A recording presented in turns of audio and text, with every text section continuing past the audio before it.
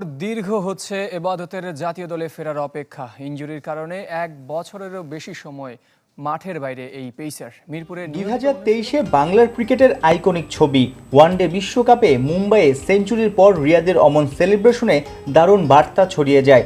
উপর আল্লাহ ক্রিকেটারের এই প্রথম বাংলাদেশ ক্রিকেট বোর্ডের সর্বোচ্চ আসনে বসা, এই গর্ব যে শুধু দেশি। আসসালামু আলাইকুম সুপ্রিয় দর্শক বন্ধুরা, অবশেষে ভারত সফরকে কেন্দ্র করে ইতিমধ্যে দল গোছাতে শুরু করে দিয়েছে বাংলাদেশ ক্রিকেট বোর্ড। অন্যদিকে অনেকদিন পর দলে যুক্ত হতে যাচ্ছেন এবাদত হোসেন। দর্শক বন্ধুরা, কিন্তু অন্যদিকে মাহমুদুল্লাহ রিয়াদের টি-20তে তাকাকে কেন্দ্র করে এখনও রয়েছে নানা কল্পনা জল্পনা। তাহলে কি মাহমুদুল্লাহ রিয়াদের অধ্যায় শেষ হতে চলেছে, নাকি ভারত সফরের সাথে তিনিও দলে থাকছেন? দর্শক বন্ধুরা, আবার সেই সকল বিষয়গুলোকে কেন্দ্র করে আপনাদের মাঝে বেশ কিছু গুরুত্বপূর্ণ তথ্য তুলে ধরেছি। অন্যদিকে আবার বাংলাদেশের ক্রিকেটকে কেন্দ্র করে বেশ কিছু গুরুত্বপূর্ণ বিষয় তুলে ধরেছি। তো দর্শক বন্ধুরা, চলুন আমরা সেই সকল বিষয়গুলো পরিপূর্ণ জেনে নেই। অবশ্যই পুরো ভিডিওটি দেখবেন, তাহলে এই সকল বিষয়গুলো পরিপূর্ণ বুঝতে পারবেন। 2023-এ বাংলার ক্রিকেটের আইকনিক ছবি ওয়ানডে বিশ্বকাপে মুম্বাইয়ে সেঞ্চুরির পর রিয়াদের অমন সেলিব্রেশনে দারুণ বার্তা ছড়িয়ে যায়। উপর আল্লাহ সৃষ্টিকর্তা যেভাবে লিখে রাখেন সেভাবেই সব হয়। দেশের তরুণ ক্রিকেটারদের রিয়াদ শিখিয়েছেন, ফর্ম হারালে হোঁচট খেলে ধৈর্য ধরে শ্রম দিয়ে গেলে পুরস্কার মিলবেই।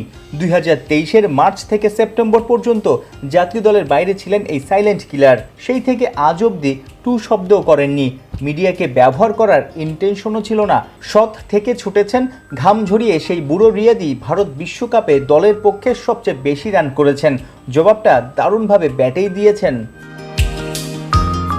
ওয়ানডে ফরম্যাটে আলো কেড়ে টি-20 স্কোয়াডে অটোমেটিক চয়েস বনে গেছেন।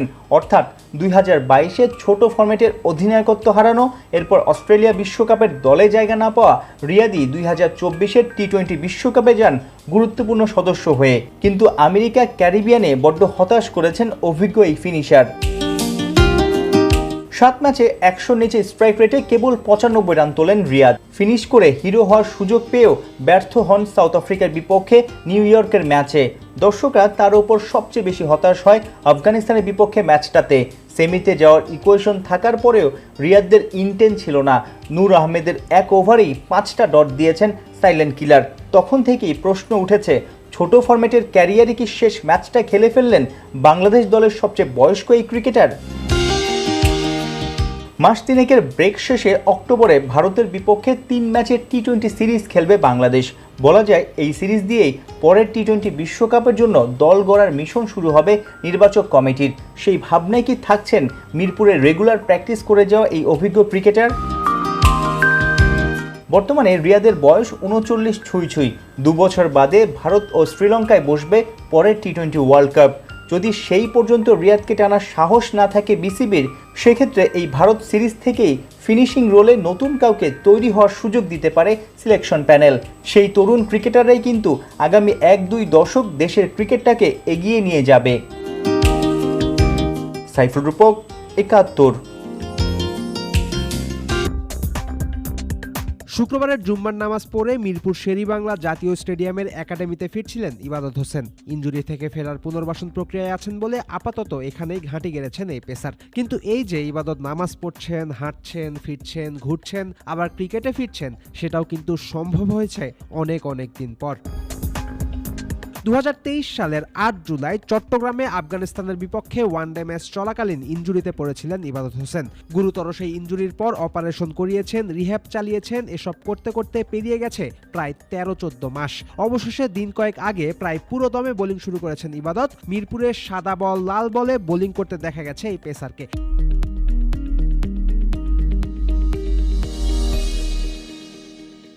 তবে কি এখন পুরোপুরি সুস্থ ইবাদত? আসন্ন ভারত সিরিজেই কি দেখা যাবে বাংলাদেশ জাতীয় দলে? এই প্রশ্নের উত্তর দিয়েছেন পেসার নিজেই। আমাকে ফিজিও এবং ট্রেনার, ফাস্ট বোলিং কোচ, ওনারা যে প্রোগ্রাম দিয়েছে ওই প্রোগ্রামই ফলো করতেছি।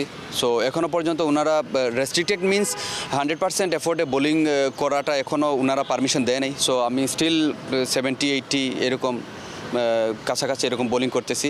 যদিও মিরপুরের ইনডোরে ইবাদতকে বল করতে দেখে মনে হয়েছে পুরো দমেই বোলিং করছেন এই পেসার, কিন্তু ইবাদত নিজেই জানিয়েছেন এখনো পর্যন্ত 70 থেকে 80% দিয়ে বোলিং করছেন তিনি। ভারতে প্রথম টেস্ট শুরু হতে হতে হয়তো 100% দিয়ে বল করা শুরু করতে পারবেন এই পেসার, কিন্তু ইবাদত যদি পুরোপুরি ফিট নাও হন এরপরও তাকে নিয়ে যাওয়া হবে ভারতে।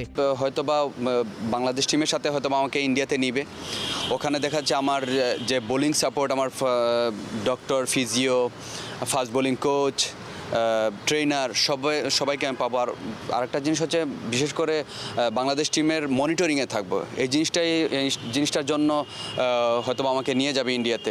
সব মিলিয়ে 19 সেপ্টেম্বর ভারতের বিপক্ষে বাংলাদেশের প্রথম টেস্টেই ইবাদত মাঠে নামবেন সেই সম্ভাবনা কম।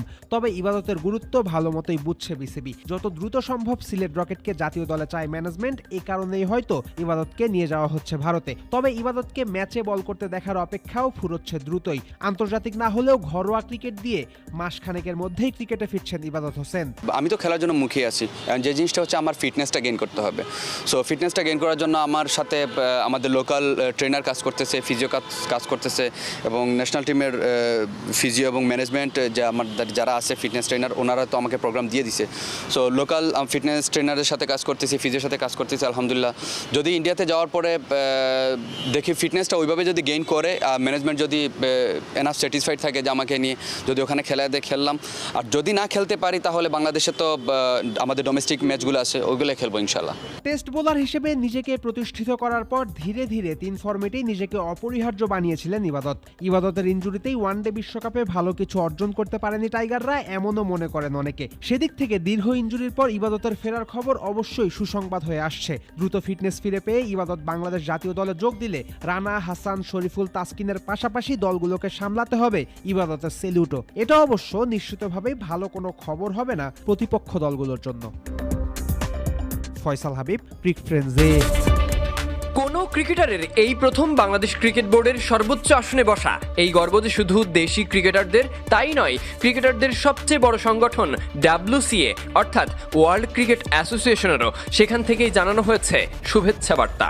সাবেক ক্রিকেটার, বিশেষত কোয়াবের সাবেক সভাপতিকে দেশের ক্রিকেটের সর্বোচ্চ পদে দেখতে পেয়ে ক্রীড়া অঙ্গনের এমন কেউ নেই যিনি খুশি হননি। সেই একই দেখাতে উচ্ছ্বাস প্রকাশ করেছে WCA এর চেয়ারম্যান হিথ মিলস। WCA এর পক্ষ থেকে ফারুক আহমেদকে শুভেচ্ছা জানিয়ে বলা হয়েছে, ওয়ার্ল্ড ক্রিকেট অ্যাসোসিয়েশনের পক্ষ থেকে বিসিবি সভাপতি হয় আপনাকে অভিনন্দন জানাই। একজন সাবেক ক্রিকেটার ও কোয়াবের প্রতিষ্ঠাতা সভাপতিকে বাংলাদেশ ক্রিকেটের এত গুরুত্বপূর্ণ দায়িত্বে দেখতে পাওয়াটা দারুণ। WCA এর লেখা চিঠিতে আরও একজনের প্রশংসা করে ফারুক আহমেদকে জানানো হয়েছে, দেবব্রত পালও কোয়াব WCA এর গুরুত্বপূর্ণ স্ট্রোক হোল্ডার।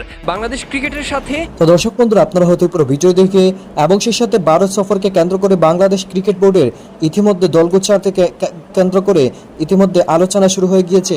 আর এতেই বোঝা যাচ্ছে বাংলাদেশ ক্রিকেট টিম এবার নতুন শুরু করতে যাচ্ছে এবং সেই সাথে ভারতের সাথে নতুন প্রতিদ্বন্দ্বিতা করতে চায়। তো দর্শক বন্ধুরা, আপনারা এই পুরো ভিডিও দেখে এবং সেই সাথে মাহমুদুল্লাহ রিয়াদের দলের টাকাকে কেন্দ্র করে এবং না টাকা নিয়ে আলোচনাটি কবে শেষ হতে চলেছে, তবে কি মাহমুদুল্লাহ রিয়াদ ভারতের সাথে খেলবেন, নাকি মাহমুদুল্লাহ রিয়াদের T20 ক্যারিয়ার শেষ হতে চলেছে? তো দর্শক বন্ধু, আপনারা এই পুরো ভিডিও দেখে এবং সেই সাথে এই সকল বিষয়গুলো জেনে আপনাদের কাছে কি মনে হয়েছে অবশ্যই কমেন্ট করে জানিয়ে দিবেন। তো দর্শক বন্ধুরা, ভালো থাকুন, সুস্থ থাকুন, আল্লাহ হাফিজ, আসসালামু আলাইকুম ওয়া রাহমাতুল্লাহ।